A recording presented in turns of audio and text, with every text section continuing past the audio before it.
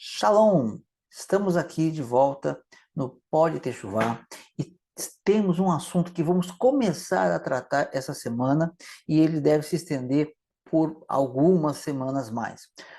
Hoje nós vamos tratar sobre as festas bíblicas. Será que a igreja deve ou deveria celebrar as festas bíblicas?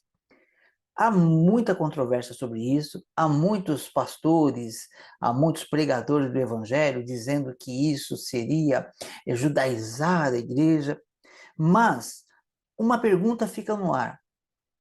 Se as festas que estão em Levíticos capítulo 23, se a prática dessas festas na igreja for judaizar a igreja, como dizem, as festas que a igreja celebra vieram de Roma. Então, a igreja foi romanizada? Esta é uma questão. E a outra questão é, a quem devemos seguir? Aquilo que Deus determinou, seja judaico ou aquilo que a igreja determina, seja pagão ou não. Esse é o nosso tema de hoje, ok? Então, nós já vamos tratar desse assunto com você, já já. Desse momento em que estaremos tabernaculando com o Senhor, vivendo com o Senhor eternamente. Bom, dentro disso, agora falar especificamente da festa de Páscoa, né? Que o irmão falou, pães asmos. Você acabou entrando pelo pães asmos, não é isso? Qual foi a pergunta mesmo? É Páscoa e pães asmos. Sim, mas você fez uma pergunta direcionada. Sim, é a mesma Páscoa que o pessoal celebra comendo de tudo. Isso. Não é. Por que não é? Não é a mesma festa. Primeiro, porque o Eterno, ele estipula como a festa deve ser celebrada. Ele diz a data que essa festa deve ser celebrada, que é no dia 14 de Nissan. Ele fala sobre os elementos desta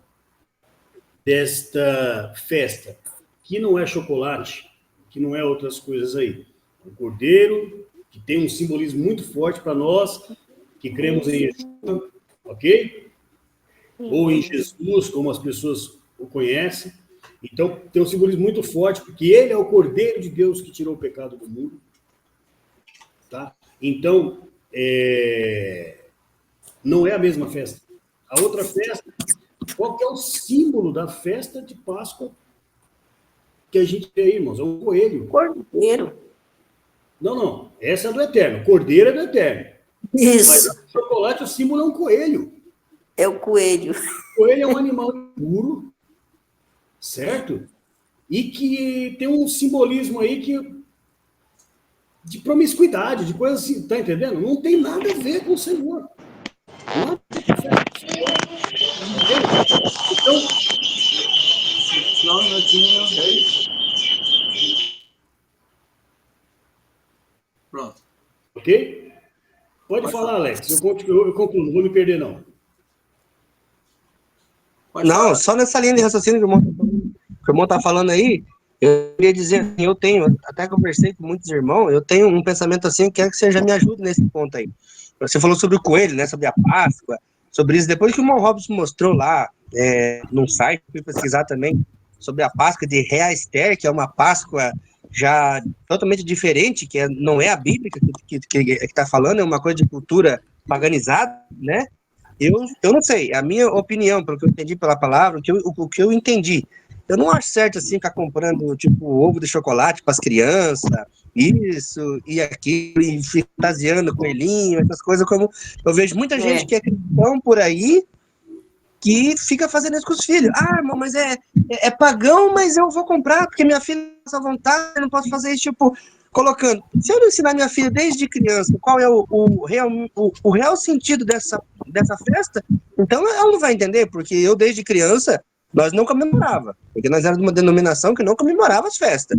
Mas o meu pai e a minha mãe, eles ensinavam assim, não, Páscoa não é nada disso aí que estão mostrando, de coelhinho, essas coisas aí. A Bíblia diz outra coisa, eles não explicavam o que dizia, mas eles não falavam que era para comemorar aquela aquela Páscoa. Então, desde criança, a gente aprendeu que a gente não tinha esse negócio de coelhinho de chocolate, essas coisas aí. A minha mãe comprava lá uma caixinha de bombom, bem neutro, e dava pra gente. Aí eu queria saber nesse ponto aí, o que os irmãos acham também. Então, também, a gente tem que entender uma coisa. Eu concordo em gênero, número e grau com o que o irmão falou. Mas, atualmente, nós criamos os nossos filhos e eles vão para a escola. E lá na escola eles vão ganhar o ovinho de chocolate e alguém vai dizer para eles que aquilo é ovo de Páscoa. Ok? Isso. Esse é o ponto. Vão dizer que é o ovo de Páscoa. Então, o que eu penso nesse sentido? A gente tem que ser forte com as crianças, explicar o que é a Páscoa e dizer, não é um ovo de Páscoa, é um ovo de chocolate. Na Páscoa não se usa ovos, ok? Se tem condições de restringir a criança, de receber aquilo, ok. Mas hoje em dia é um pouco complicado. Para quem tem filho pequeno, eu sei que quantas vezes meus filhos chegavam em casa com o ovo na mão. Recebemos aqui. Tem que chegar em casa e falar assim, olha, não vai comer? Entendeu? Aí fala assim, não, ok. Mas não é um ovo de Páscoa. É um ovo de chocolate. Tudo bem? É um ovo de chocolate. Assim como tem o carrinho de chocolate, nós fazemos quando nós vamos fazer festa, né, de Rosh Hashanah, os chofar de chocolate, né? Você faz lá outros símbolos de chocolate, é um alimento com formato, mas tem que deixar bem claro que não é um ovo de Páscoa, ok? Hoje está simples, por quê? Porque a sua filhinha está pequena, né? Então, assim, está dentro da sua casa, você vai orientando ela bem. Quando ela chegar lá, ela vai saber que não é. Pensa em alguém que se converte e a criança já está inserida num contexto de escola e está ouvindo que aquilo é ovo de Páscoa todo dia, né? Entendeu? Então é complicado. Para mim é muito simples, que os meus filhos já estão grandes, né? Então eu não tenho que preocupar mais com isso. Mas para quem tem filho pequeno hoje não é fácil, tá certo? Eu tenho neto agora, tenho que me preocupar com ele, tá certo? Mas o irmão tá certo. É isso mesmo, é orientar. Na verdade, na escola as crianças aprendem muitas coisas. Cabe a cada pai chegar em casa e falar o que você aprendeu hoje. E aí, a criança te fala alguma coisa lá, você fala, ó, isso aí você usa para prova, isso é mentira. Ok? Explica o que é a verdade, tá? Para a criança saber o que é a verdade. Às vezes não vai dar para ela chegar lá e discutir, que ela vai acabar uma confusão. Como a minha filha arrumou muitas vezes na escola que ela estudava, né? E eu talvez não tenha tido a sabedoria de falar para ela, olha, não adianta você querer debater com pessoas que já estão com a mente cauterizada. É aquilo ali, pronto. Saiba você que não é. Tá certo? Não adianta a criança depois ficar sofrendo lá. Mas sim, tem que orientar, né, que não se trata de ovo de Páscoa. É o burro e a onça, né? É a história do burro e da onça, né? Para os irmãos entenderem essa questão da história do burro e da onça, posso contar? Claro. Pode. Eu vou tentar falar bem rápido, porque senão a gente vai acabar passando. Já estamos chegando no tempo e ainda estamos na segunda festa, né? O burro, certa vez, falou com a onça que a grama era azul. O burro, e depois de uma discussão ali, um dizendo que era azul, o outro e a onça dizendo que é verde, o burro falou, até o rei concorda comigo que a grama é azul. Ok? Aí a onça, não acreditando, foi lá falar com o rei, e o rei falou assim, olha, onça, fica quieto. Você tem que ficar um mês sem abrir a boca. E falou com o burro, né? O burro explicou para ele, não, eu estou falando para ele que a grama é azul, e ele está teimando que é verde. Pô, você está certo, a grama é azul. E o burro foi embora todo feliz, peito estufado, contente, porque o rei concordou com ele que a grama era azul. Alguém está com o microfone ligado. Aí o rei concordou com ele que a grama era azul, e aí quando o burro saiu, a onça olhando de boca aberta para o rei, falou, não entendi, falou, você vai ficar um mês sem falar, porque você estava discutindo com o burro. Estou sentindo. Quem está discutindo não adianta, não vai entender, não é isso? Então, esse que é o ponto. Né? Não adianta pegar as nossas crianças, colocar elas numa situação de briga na escola, às vezes contra o professor mesmo, porque ele não entende. Ok? Então fala, ó, filho, lembra quando os judeus, no passado, eles tinham o nome de dentro e o nome de fora? Então, lá dentro, eles tinham o nome deles, que era o nome hebraico. Lá fora, era chamado por outro nome, um nome que é aceito pela sociedade. Ok? Da mesma forma, ó, filho, é aqui, ó. Se tiver condições de falar, é bom que a evangelização seja feita por adulto. A criança acaba sofrendo, né? Mas o ideal é que a criança saiba, né? Orientar ela que aquilo não é ovo de Páscoa. Tudo bem? Não... Encerrou o assunto? Mas deixa eu concluir Páscoa aqui, irmão, senão não vai dar. Nem que a gente tenha que depois fazer uma outra para concluir as outras 3 aí. Então, veja bem. No começo, a igreja, ela celebrava a Páscoa, junto com os discípulos. Procure para quem quiser aí, pesquisa no Google aí, Carta de Polícrates. Carta de Polícrates. É uma carta enviada por um bispo, ok, ao então Papa da época, e ele fala assim, olha, isso por quê? Porque a Páscoa, como nós conhecemos hoje, né, com chocolate, não existia, era da forma antiga, e Polícrates fala isso. Eu aprendi com os meus pais, que aprenderam dos apóstolos, que a Páscoa se celebra no 14º de Nissan, com pães asmos e tudo mais, e ele explica, e diz, é melhor obedecer a Deus. Por quê? Porque o Papa queria arrancar a Páscoa. Você tirou a Páscoa, você tirou tudo, porque as outras festas são marcadas a contar de Páscoa. Tirou a Páscoa, acabou. Não é? Então, foi arrancado a fósforo, irmãos. Você não celebra a Páscoa hoje, tá? Você que está assistindo, porque muita gente sofreu e morreu para que fosse tirado. A força. Foi tirado a força. Aí tive essa outra Páscoa. Mas a Páscoa do Eterno, ela tem uma forma. Ela tem um jeito. Essa Páscoa, com ovo de chocolate, tudo mais aí que os irmãos sabem, não é a Páscoa do Eterno. Amém. Você concluiu, pastor? Eu concluí, né? Senão vai ficar muito longo, né? Mas sobre peça, né? E Matsuoto, como eu falei, né? Que Pães Asmos, na verdade, ela inaugura, começa a fazer parte, né? Pão Asmo, ele está dentro da festa de Páscoa e fica depois uma semana sem comer pão asmo. Que depois nós vamos falar mais especificamente de cada um. A festa olha só como não é tempos determinados, né? É uma festa que você se abstém de comer fermento. 7 dias sem comer fermento. E é chamado de festa, tá? Então não são festas, são tempos determinados. E o Eterno diz o que tem que ser feito em cada tempo determinado. Um deles, Páscoa. Amém. 14º de Nissan, escolher o cordeiro e tudo mais, como já falamos aqui. Amém. Eu fiz eu nem conhecia esse caminho ainda na época, mas para os meus filhos, eu fiz uma coisa, uma certa idade que eles já estavam, eu cheguei nos 2 e mostrei, fui no mercado e falei, olha, tem esse valor aqui do ovo de Páscoa, você vai comer mais ou menos, eu vou arredondar porque eu não lembro hoje, né? Mas ó, tá aqui, ó, 350, 400 gramas de chocolate, tá? Você pode levar esse ovo de casca para casa. Ou você pode levar essa barra de chocolate, mais essa barra, mais um pacotinho de outro, dá um monte de... dava para comprar vários chocolates com o valor de 300 gramas, levava mais de umas 700 gramas de chocolate à parte. Desde então, nunca mais vi um ovo de chocolate. Sempre eles queriam o valor do chocolate em chocolates, entendeu? Então, eu acho que as pessoas têm que parar de criar as crianças com uma mente burra. A verdade é essa. Porque eu vejo os pais falando isso em várias festas, não só em Páscoa, mas também em festa junina, que nem bíblica é, tem um monte de coisa não bíblica.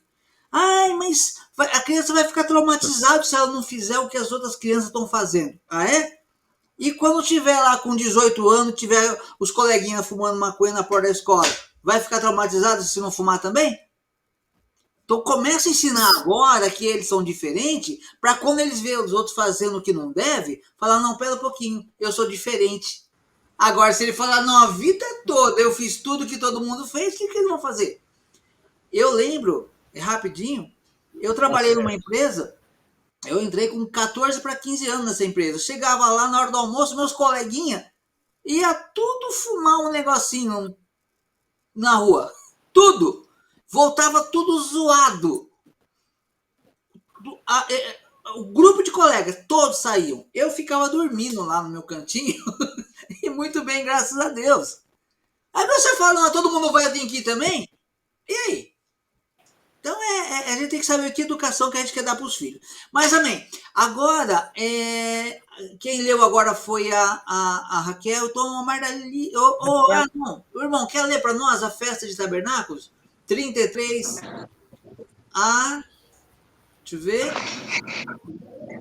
Irmãos, shalom, boa noite. Shalom, irmão Lucas, tudo bem? Shalom, tudo bem? Eu sei que eu peguei o bonde andando, mas posso fazer só um comentário sobre Pêssego? Claro. Para quem teve a curiosidade, né, de verificar aquelas questões que a gente comenta de vez em quando sobre mudanças que foi Constantino que fez, né, quando ele supostamente adota o cristianismo, a Páscoa é um dos mais graves. Para quem quiser olhar a história depois, ela foi mudada em 325 no Concílio de Nicéia, né, um dos mais famosos aí. E vejam bem, ela é essa chamada Páscoa cristã, ela é uma celebração pagã, né, a deusa da fertilidade, por isso mudaram. Na minha visão, uma das mudanças mais macabras que fizeram, porque as outras festas eles realmente arrancaram, né? Páscoa não dava, era mais forte, tentaram tirar, não conseguiam, e aí o que aconteceram? Mudaram, mantiveram o nome, mudaram a festa, né? Na minha opinião, antes tivessem conseguido tirar, porque olha só, Páscoa, né? Para quem vai entender, principalmente, o cordeiro que é morto simboliza a passagem. Você entende que simboliza Cristo? Ok. E por que o cordeiro? Símbolo da pureza, né? Puro. Enfim, uma série de outras características. Você muda o cordeiro pelo símbolo da promiscuidade, que é isso que é comemorado em Pêssego. É na época da primavera, se você vai entender a festa pagã, era uma deusa que simbolizava a fertilidade com várias... Tem coisa que é complicado para falar, mas envolvia, sim, promiscuidade sexual, e você começa a pegar esse animal, né, que é um animal não kasher, né, você vê Cristo falando, quem não comer do meu corpo não é digno de mim. Aí depois muda, o cordeiro, que é mandamento para você, coma o cordeiro, não, você coloca um coelho no meio, que além de simbolizar promiscuidade, é um animal não kasher, enfim, cometem uma série de aberrações aí, né. Além dessa carta, né, de Polícrates que o pastor mencionou, pode ler também a carta de Polícrates, onde Polícrates fala claramente, continuamos celebrando a festa, toca até na questão de circuncisão, que é uma questão mais polêmica, né, até para entender depois do que é que Paulo estava falando, quando ele fala para não vos deixar de circuncidar. Se a gente for olhar no Concílio de Nicéia, ele é um concílio complicado de se entender, muito complicado, mas é no Concílio de Nicéia, tá, que atendendo a pedidos dos pagãos, né, que era uma festa anglo-saxã, Constantino muda e define que agora essa festa pagã se tornaria uma festa dos agora cristãos, né, e nitidamente lá está falando que é a festa pagã que agora será absorvida pelo cristianismo, né? Esse concílio de Nicéia, não entendi. Cristianizada, eles falam, né? Isso, exatamente, cristianizado. É uma das grandes mudanças, né, das bizarras mudanças que eles fazem no Concílio de Nicéia. A mudança do sábado eles já tinham feito 4 anos antes, numa canetada, e Constantino já estava matando todo mundo que questionava. Então o sábado vocês não vão achar no Concílio de Nicéia. Ele foi no Edito de Constantino lá, dia 7 de março de 321. 325 depois de Cristo, 4 anos depois, no Concílio de Nicéia, eles fazem algumas mudanças, instituição da Trindade, enfim, algumas outras coisas, e a questão da Páscoa é uma das coisas que acontece aí também. é bem macabra a mudança, mas, enfim, só para colaborar com a questão histórica, foi no Concílio de Nicéia que a Páscoa foi tornada uma abominação. Amém. Isso se chama sincretismo religioso, né? O que é sincretismo? Você pega um tempo determinado, uma festa do Eterno, pega outra, pagã, e joga tudo a mesma coisa. Mistura, né, o paganismo com a festa que o Eterno determinou, e aí faz essa bagunça toda que nós vemos o resultado. Pode falar, Alex. Não, depois eu só queria no final da live, depois, como diz, pegar o contato do irmão João, como que é, irmão João Lucas, que eu vejo que ele estuda bastante, bem, né, irmão Hobbes, o pastor, ele estuda bastante, e gostei do que ele falou aí, que é bom, um dia o Rabino Mateus lá falou sobre esse documento, mas não mostrou fonte onde achar esse documento, porque, como o irmão Hobbes falou, e tem gente que precisa que você chegue e prove, para ele cair as escamas do olho. Não é aquela pessoa que você vai conversando, você vai buscando, você vai... Não, tem que provar isso aqui, né? E no meio adventista aqui, onde eu tenho alguns irmãos aqui, eu gosto muito, oro por eles, tudo, mas eles ainda têm que trazer alguns documentos, assim, para mostrar que, querendo ou não, tem coisinhas que ainda estão concordando com Roma. Estão concordando com Roma. Se quiser servir ao Senhor, tem que mudar. E esse tema aí, a festa judaica, eu já não gosto de falar isso. Festa judaica. Depois que eu entendi que o Senhor falou que transformou um povo, então é o seguinte, as festas do Eterno. Se a religião que o Senhor colocou lá com Abraão foi o judaísmo lá na época, mas o Senhor, isso aqui, acho que o Senhor passou muito antes de ter o judaísmo. Então, não tem esse negócio de judeu, é coisa de judeu. O Senhor está falando aqui, então eu gostei, eu queria depois saber desse documento aí, porque para mim tem PDF, para mostrar para esses irmãos quando a gente entra nas nossas conversas aqui, para mostrar para eles também. Pastor Edson.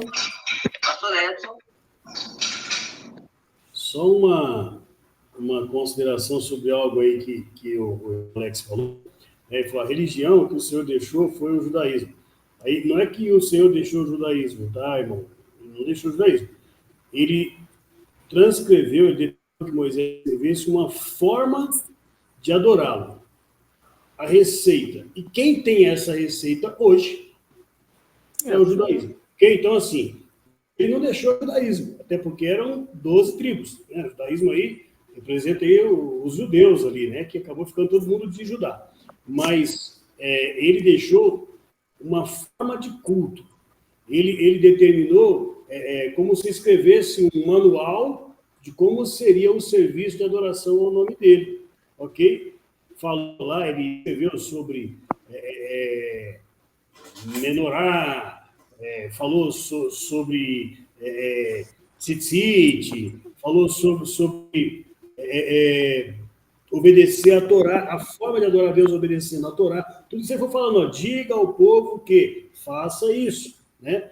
Então, aí, dentro disso, chegamos hoje, né, já que tem a religião, no judaísmo, ok? Mas o que se chama de judaísmo hoje, as pessoas falam, na verdade, é servir a Deus do jeito que Deus mandou servir.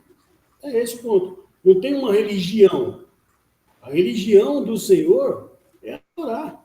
É você falar, ó, ele falou faça, faço. Ele falou não faça, não faço. Né? Amar o próximo, é cuidar do próximo, é amar o irmão, é perdoar. Né? É isso que está lá. Pega a Torá, é isso que a Torá ensina. A Torá ensina a gente a amar o eterno e amar o próximo. Pode falar, Robson.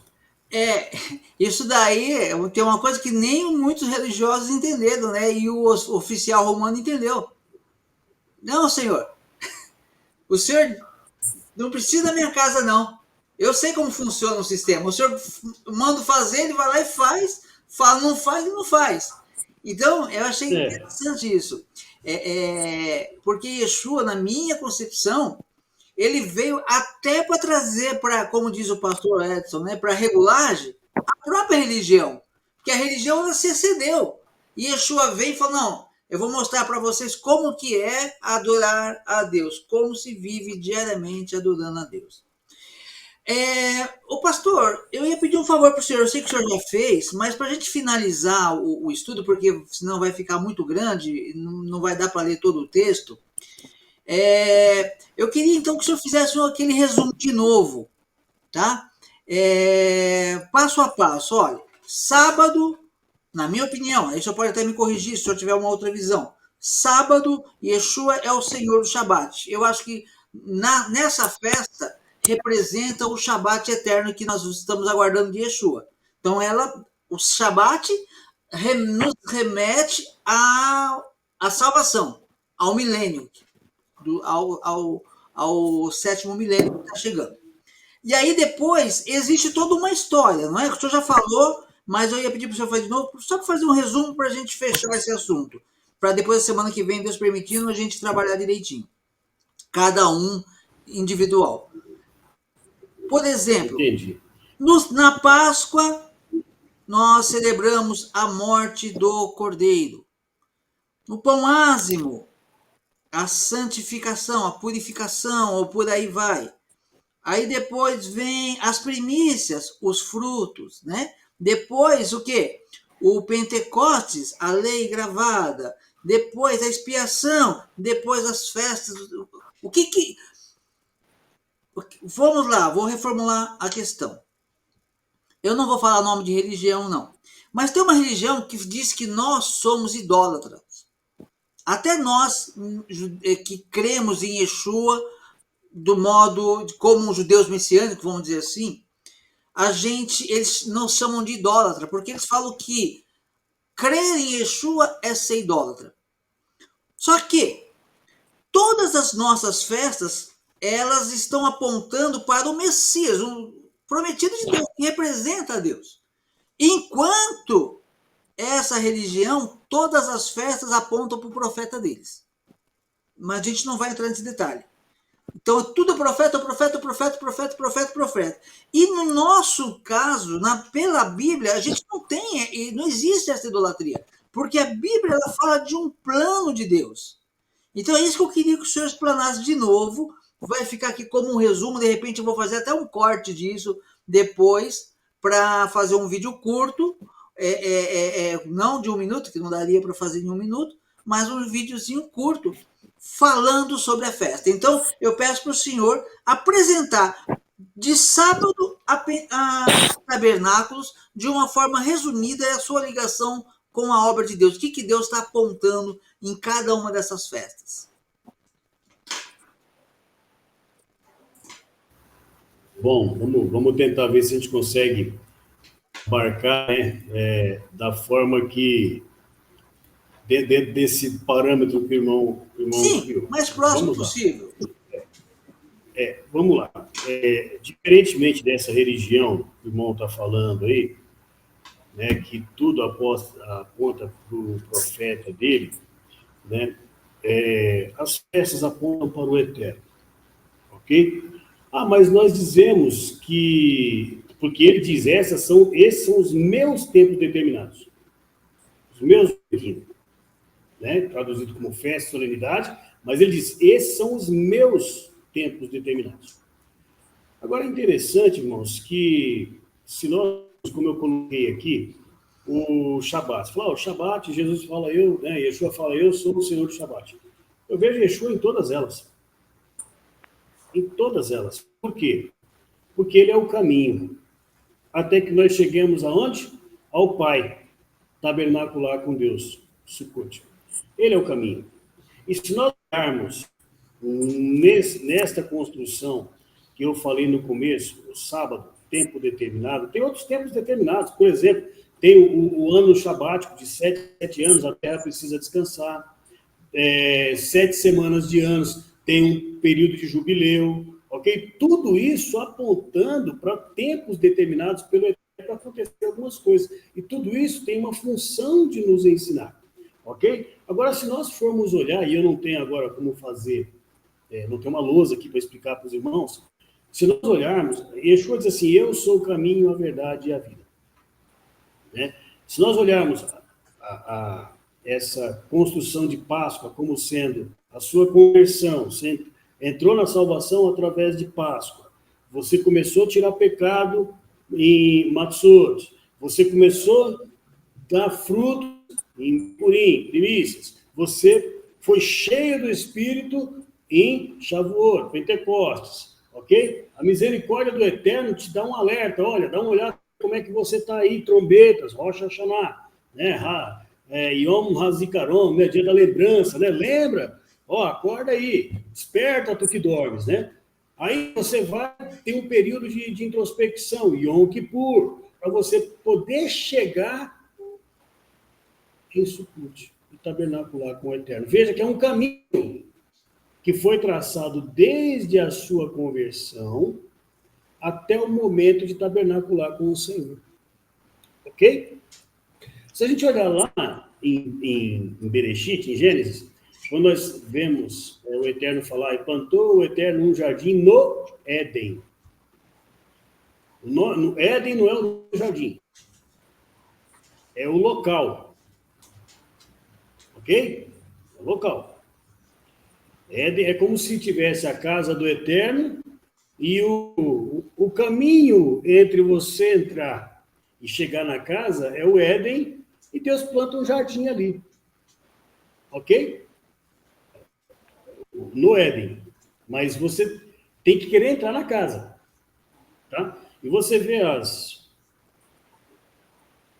os caracteres que formam a palavra Éden em hebraico, é a letra Ain, que simboliza um olho, a letra Dalet, que simboliza caminho, e a letra Nun, que simboliza vida. Olha só, se você vê olho, caminho, vida, é como se dissesse, veja o caminho da vida. Yeshua diz, eu sou o caminho. A verdade, a palavra de Deus é a vida. Então, desde o começo, o Eterno está nos mostrando que nós temos que olhar para a vida. A vida é a casa do Pai.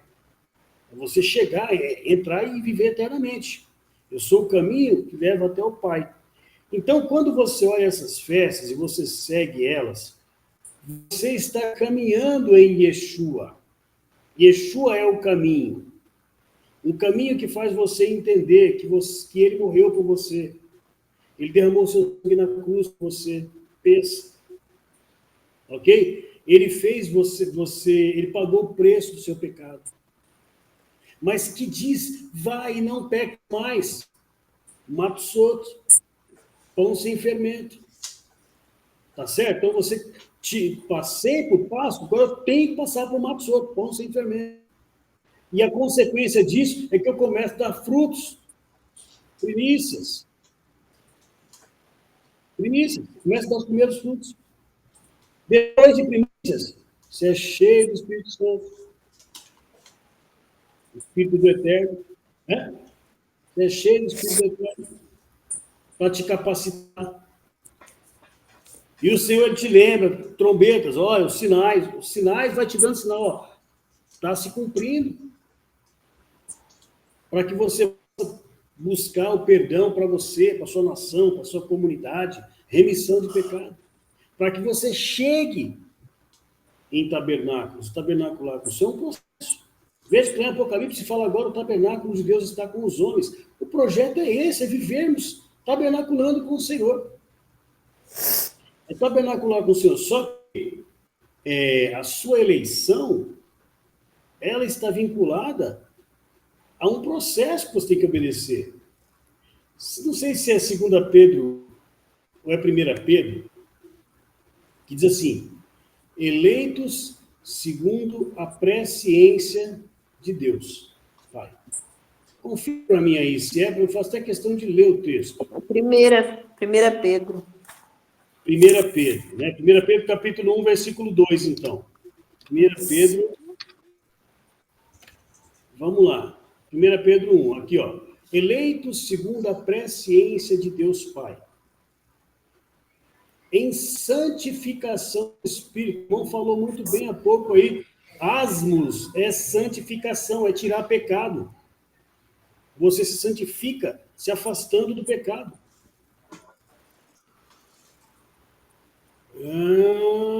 Aqui, santificação para quê? Para obediência. Foi eleito para obedecer. Não foi para graça? Para obediência. Depois da obediência, vem e a aspersão do sangue. Olha só. Eleitos, segundo a presciência de Deus Pai,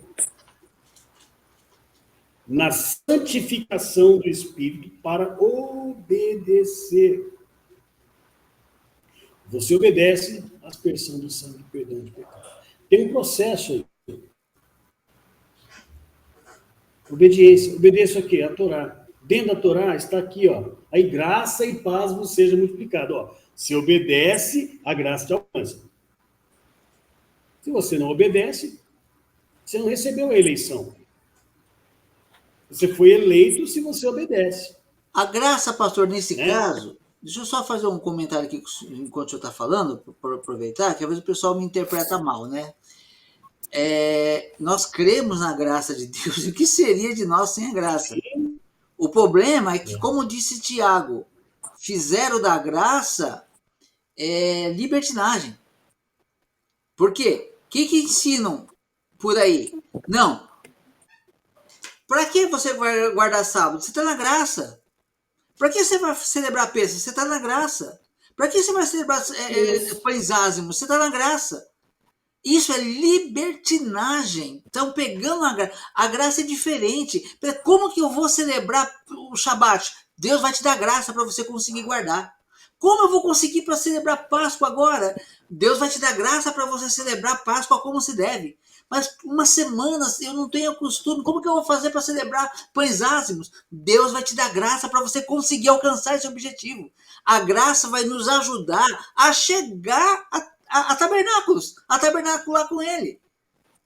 A graça é aquele suporte na estrada, que durante a caminhada, aquilo que te falta, a graça te compensa para você não parar no meio do caminho e você alcançar o objetivo. Sem a graça, ninguém sai do lugar.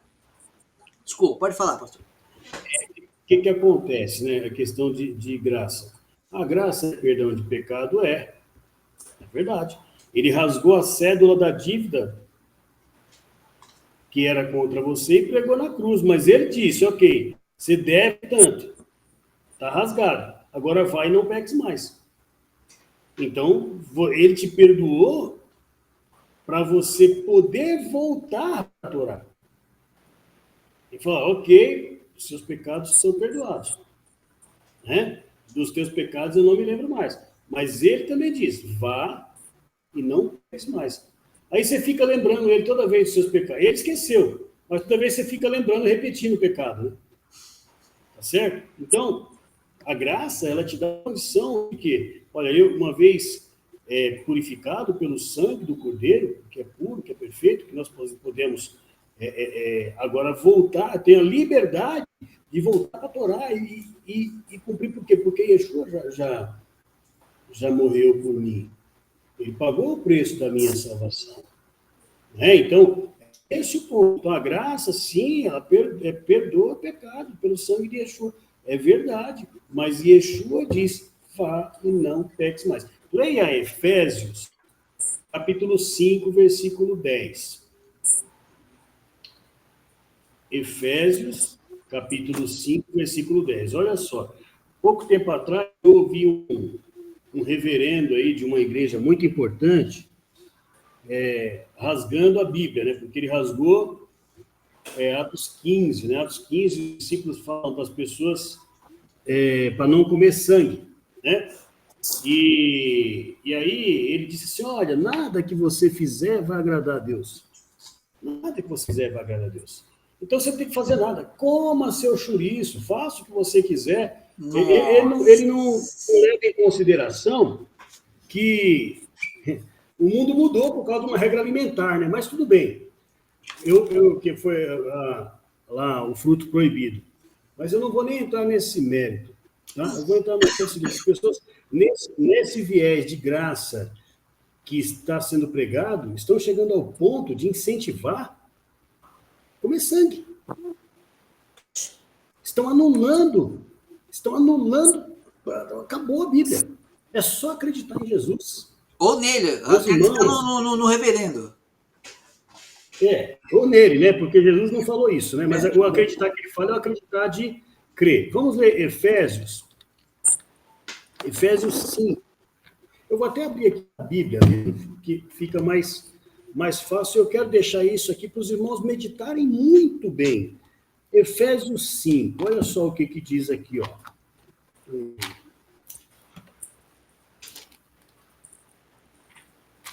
Efésios 5. Vamos ler a partir do versículo 1. Olha só. Olha só. Portanto, sejam imitadores de Deus. Novíssimo Testamento, hein? É para escrever aqui aos Efésios, tá? Portanto, sejam imitadores de Deus, como filhos amados, e vivam em amor, como também Cristo nos amou e se entregou por nós, como oferta de sacrifício de aroma agradável a Deus.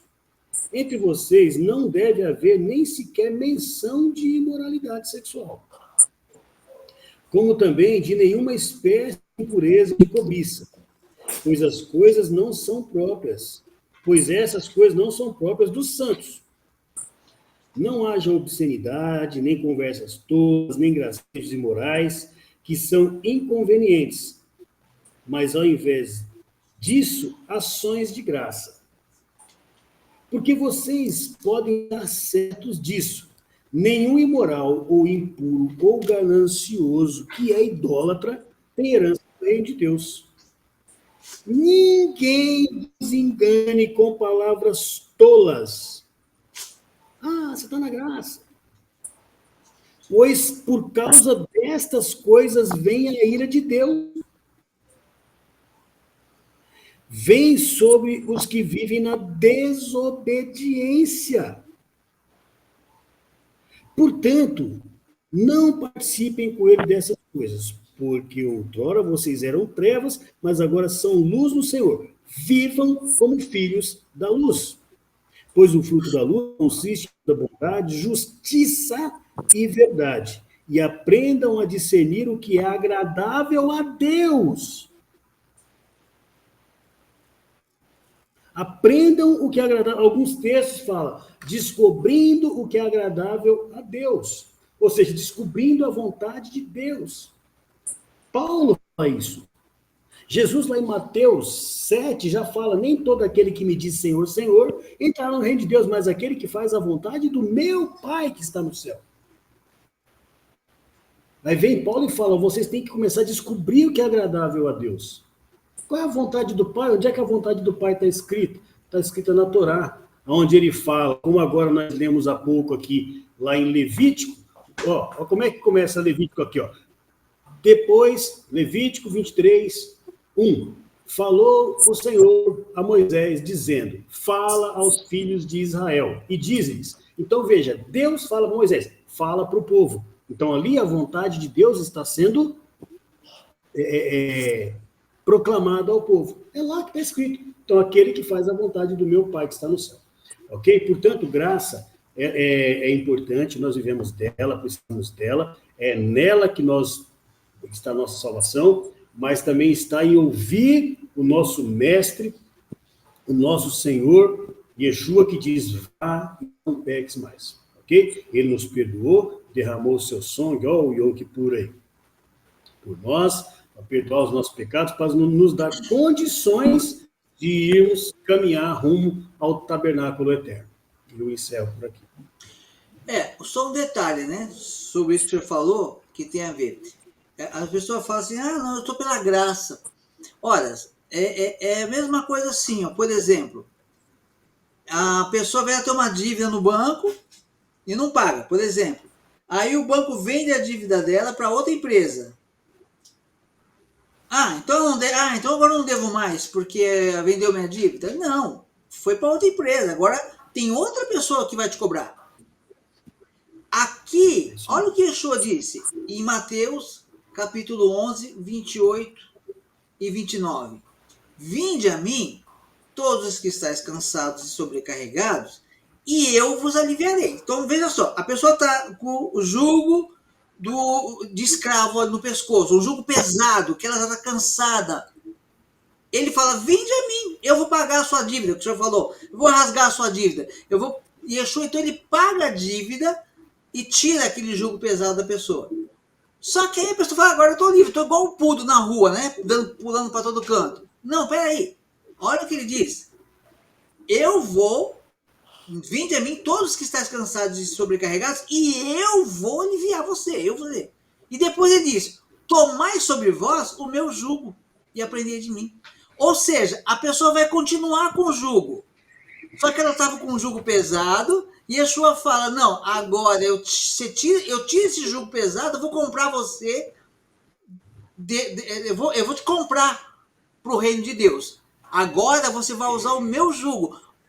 Cada escravo, cada senhorio aí, tinha um jugo, um de ferro, outro de madeira, enfim. Mas Yeshua diz, o meu jugo é leve. Ou seja, talvez dele é um talite. Talvez dele é um tzitzi, o jugo que ele vai colocar. Olha, agora você só vai carregar uma coisinha, um fardo leve, um lencinho no seu pescoço, para você lembrar os 10 mandamentos. Você só tem que guardar os mandamentos, não precisa mais viver debaixo da escravidão. É isso que ele está... Isso é graça. A graça tira a pessoa do pesado, do pecado, daquele peso horrível, e coloca ela só para cumprir a lei de Deus. Aí o pessoal fala, não, rasga o jugo. Então fica difícil. Mas amém. Alguém quer falar alguma coisa para a gente finalizar? Tá sem áudio, irmão Lex. Eu tava falando com a esposa aqui. Ah, tá. Então tá bom. Pode ficar tranquilo. Pode finalizar a gravação aí. Amém. Não, eu queria comentar o que o irmão Alex falou, né, sobre você deixar o judaísmo. Na verdade, o pastor já comentou, mas não é tão simples, né, você saber fazer o que Deus mandou, né, até por isso que o texto, agora há pouco citado, é descobrindo o que é agradável a Deus, né, não é tão simples, até para descobrir o que é agradável a Deus é complicado, né? Até se você vai, por exemplo, eu vou pegar 100% do judaísmo, que difícil, perigoso, né? Yeshua, ele fala certa vez, de certa forma ele te manda até cumprir a lei, porque ele fazei tudo que os escribas e fariseus nos mandarem, ok. Porém, depois disso, ele fala um texto que até a tradução dele geralmente está errada. Ele fala, as pessoas traduzem assim, porém não fazei conforme eles fazem. E você junta essa parte a um outro texto onde ele chama alguns fariseus de hipócritas, parece que todos eles eram hipócritas. Porque você faz o que ensina, mas não faz o que ele faz. Não é bem isso. Na verdade, se você pega uma tradução mais fiel do livro de Mateus, né, o que ele fala, fazem tudo o que eles vos mandarem, porém não os maçote, os takanote, mas sim. O que é isso? São alguns conjuntos de leis, por exemplo, quando a gente está vendo Paulo legislar, tem certas horas onde ele fala, isso vos falo da parte de Deus, não de minha parte. E ele vem e ele te dá um mandamento. Outras horas ele fala, isso vos falo de minha parte, não da parte de Deus. Quase como eu te aconselho, mas ele não manda. Né? Então, Paulo distingue o que é a legislação dele do que é a legislação de Deus. Quando você fala de judaísmo, é difícil você pegar a diferença de legislação rabínica da legislação divina. Então, por exemplo, lavar as mãos é uma dessas normas onde Yeshua está nesse conjunto. Porque lavar a mão é ruim? Não, mas é uma legislação de homem. Né? E é onde Yeshua fala, tem um dos textos que Yeshua fala, por que vocês invalidam o mandamento de Deus com o seu mandamento? Ou seja, tinha alguns mandamentos rabínicos, como por exemplo, você, antes de honrar seus pais, se seus pais estiverem precisando de dinheiro, você pode, porque assim, esse mandamento envolve inclusive bancar. Hoje eu estou muito bem sucedido, se meus pais estão precisando, sei lá, de um tratamento ou qualquer coisa do tipo. O mandamento de honrar os pais envolve também parte pecuniária. Tinha rabínico que falava assim, não, se você ofertar no templo, não precisa. Deixou eu falar, você pode invalidar o mandamento de Deus com o seu. Né, e alguns outros. Então, como não está bem claro, né, você não tem a lista, esses mandamentos aqui do judaísmo são lei oral, esses aqui são legislação rabínica? Não tem. Então, dá trabalho para você saber diferenciar. Né? O judaísmo foi dado por Deus? Não. Deus deixou seus mandamentos, né? Aqueles que carregaram os mandamentos de Deus acabaram formando uma religião e hoje nela você garimpa o que é mandamento de Deus e o que não é. Até, por exemplo, né, o Robson aí comentou, né, sobre uma religião que eles não iam citar, mas, desculpa, eu acabei citando, é essa da qual eu estou falando, o judaísmo, chama, sim, o cristianismo de idolatria, e é até complicado você entender o motivo. Mas certa vez, irmão Robson, eu estava estudando com alguns judeus, e eles falam, né, sobre os Bnei Noach, que são grupos de estrangeiros, né, não são judeus, estrangeiros, que cumprem 7 leis e se tornam, assim, deixam de ser gentios, né, e se tornam estrangeiros, né, entram naquele texto onde Paulo fala, quando éreis gentios, agora não é mais, me tornei judeu, não, agora você é estrangeiro.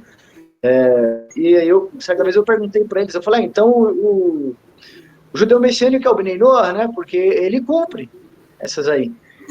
E aí, um dos monitores, né, nem foi o Rabino que me respondeu, um dos monitores respondeu assim, ele falou, não, judaísmo messiânico é idolatria. Eu falei, nossa, isso é meio pesado, né, para se falar.